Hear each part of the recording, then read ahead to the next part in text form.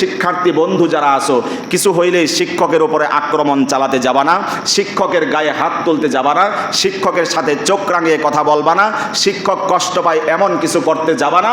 যদি করো, ঘুষ দিয়ে চাকরি পেতে পারো বটে, সৎ মানুষ সৎ নাগরিক হইতে পারবা না, চান্দাবাজ গুন্ডা বদমাইশ হইতে পারবা।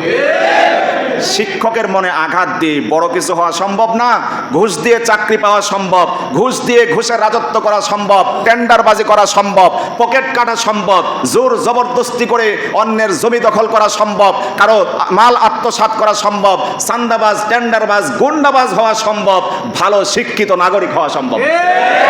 এই জন্য আজকের মূল বার্তাটাই ছিল আমাদের শিক্ষার্থীদেরকে উদ্দেশ্য করে।